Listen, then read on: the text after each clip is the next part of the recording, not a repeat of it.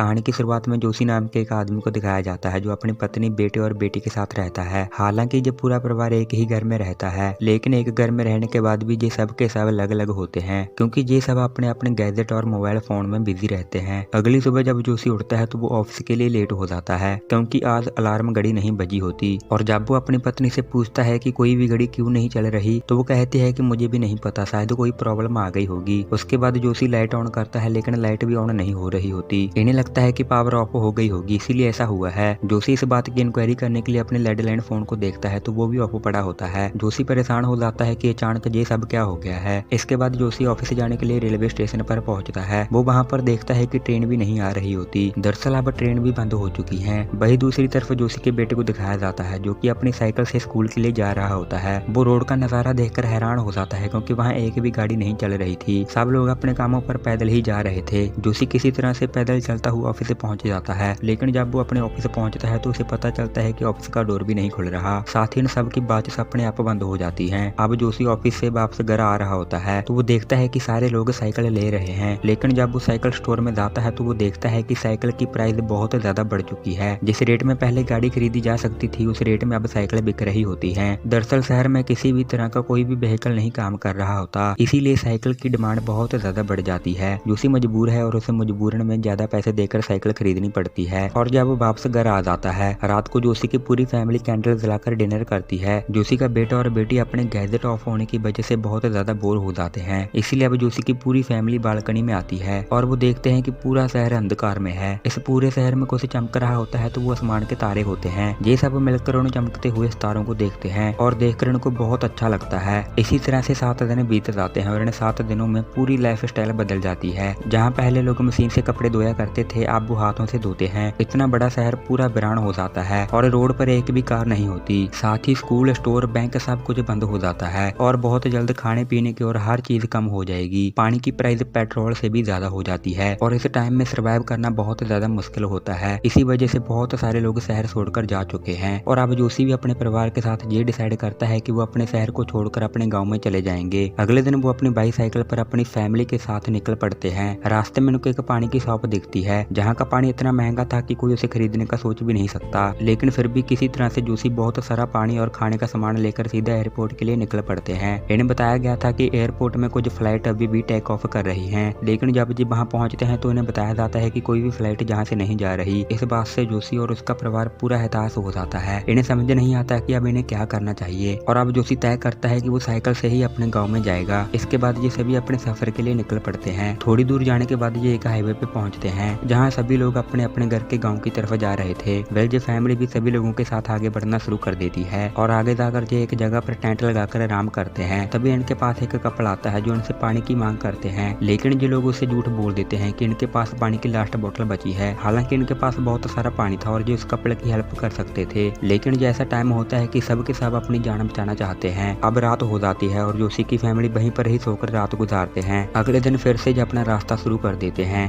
रास्ते में एक टनल आती है जहाँ पर बहुत ज्यादा अंधेरा होता है और टनल के अंदर कुछ लुटेरे भी होते हैं जो इनको लूटने की कोशिश करते हैं, लेकिन जहाँ एक औरत इनकी मदद करती है। दरअसल खाना और पानी की वजह से लोग अब एक दूसरे को लूटने लगे हैं और अब जोशी और उनके परिवार के पास खाने पीने की चीजें बहुत हद तक खत्म हो चुकी हैं। अब इनकी पूरी फैमिली नदी के किनारे रेस्ट करती है। इनके पास जो पानी था वो भी खत्म हो चुका है, इसीलिए जोशी प्यास के मारे तड़फ रहा होता है और आखिर में वो नदी के पास जाता है और नदी का पानी पी लेता है। जोशी को ये पानी पीकर बहुत अच्छा लगता है और इसके बाद अपने परिवार के साथ एक बार फिर से जोशी अपना सफर शुरू कर देता है। आज इलेक्ट्रिसिटी और टेक्नोलॉजी के बिना पूरे 16 दिन हो जाते हैं और आगे जाकर इनका सामना भयंकर तूफान से हो जाता है। उससे बचने के लिए देखो फ्लैग ओवर पे रुकते हैं और जब थोड़ी देर बाद बारिश रुकती है तो इनका सभी खाने का सामान, इनके कपड़े सब कुछ बर्बाद हो जाता है। जहाँ तक इसकी साइकिल का टायर भी फट जाता है। ये सब कुछ देखकर जोशी रोने लगता है क्योंकि इस टाइम में सर्वाइव करना बहुत मुश्किल होता है और अब अगर इनको आगे जाना है तो इनको सर्वाइव करने के लिए सामान इकट्ठा करना होगा। जोशी अपनी पत्नी के साथ वहीं पर ही आराम करता है जबकि उसके दोनों बच्चे शहर में सामान इकट्ठा करने के लिए जाते हैं। ये सर्वाइवल की चीजें लेने के लिए एक स्टोर में पहुंचते हैं जहाँ पर जोशी का बेटा अपनी साइकिल के लिए टायर देख रहा होता है। वहीं जोशी की बेटी को खाने के लिए खाना मिलता है जो कि इंसानों का नहीं बल्कि एनिमल का होता है। वो उसी खाने को लेकर अपने परिवार के पास आ जाते हैं, पर जब वो उसे खाने की कोशिश करते हैं तो वो नहीं खा पाते क्योंकि वो कैट का खाना होता है, लेकिन जिंदा रहने के लिए इन्हें खाना ही पड़ता है। जोशी का बेटा जिसे टायर नहीं मिलता वो अपने उसी टायर को रिपेयर करता है। ये सब के सब किसी भी तरह से अपने गाँव में पहुँचना चाहते हैं। रास्ते में इनको कुछ कैंपर्स मिलते हैं जो कि बहुत अच्छा खाना खा रहे थे। ये देखकर जोशी की फैमिली जेलस फील करती है क्योंकि कई दिनों से वो भूखे हैं, उनके पास अच्छा खाना नहीं होता।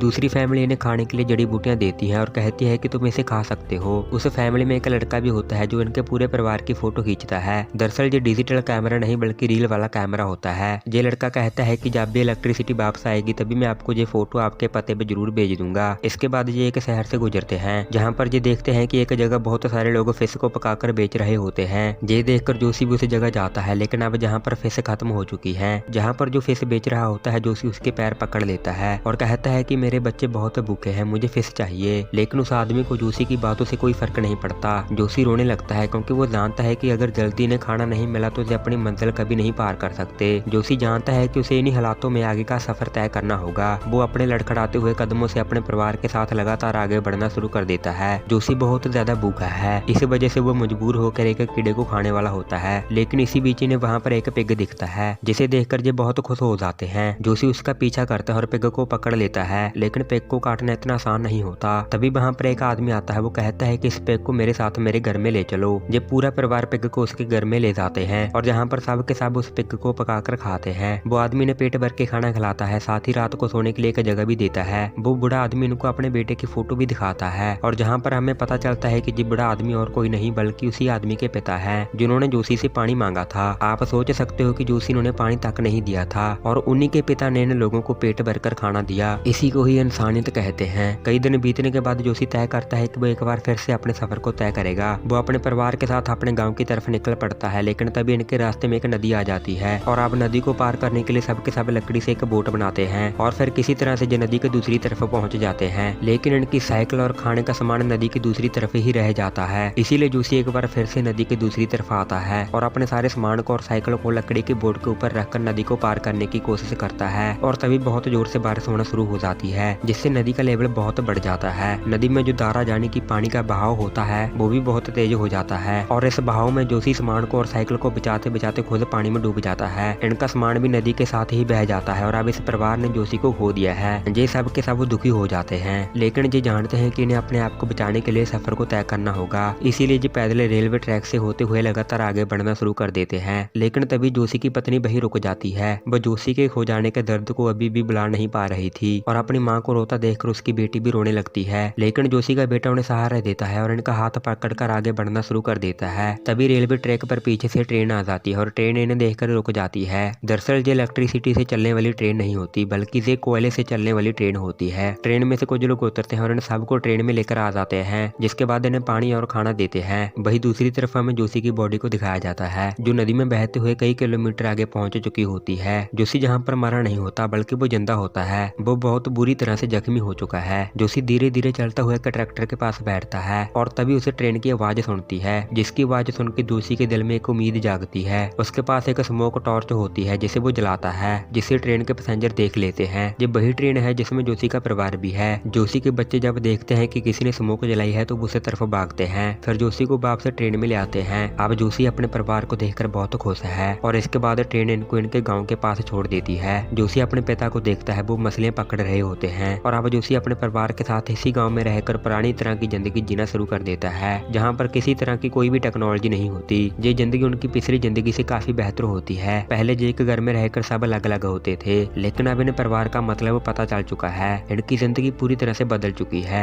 इसी तरह से रहते हुए इन्हें पूरे 2 साल 126 दिन बीत जाते हैं और अब इन्हें परिवार का, गाँव का, एक दूसरे के साथ का असली मतलब पता चल चुका है। इसी तरह से ये जिंदगी एंजॉय करते रहते हैं। एक दिन सभी सो रहे होते हैं और तभी जोशी को अलार्म सुनाई देता है। अब सभी लोग बाहर आते हैं और वो देखते हैं कि पूरे गांव की लाइट वापस आ चुकी है, यानी कि मोबाइल और हर तरह के गैजेट एक बार फिर से चलना शुरू हो गए हैं। मतलब अब सब कुछ पहले की तरह हो गया है। फिर भी उनके चेहरे पर खुशी की बजाय दुख होता है, क्योंकि अब इन्हें फिर से वही जिंदगी को कंटिन्यू करना होगा। कुछ दिनों के बाद वो दोबारा टोक्यो वापस आ जाते हैं। ये कहानी हमें ये सिखाती है कि किस तरह से टेक्नोलॉजी हम सबको एक दूसरे से अलग करती है। हम एक साथ एक परिवार में रहने के बावजूद भी एक दूसरे से बहुत ज्यादा दूर हैं। और इसी गुड मैसेज के साथ ये कहानी यहीं पर ही खत्म हो जाती है। आई होप आपको ये कहानी अच्छी लगी होगी। आपके लाइक और प्यार भरे कमेंट्स का बेहद शुक्रिया। मिलते हैं अगली शानदार वीडियो में।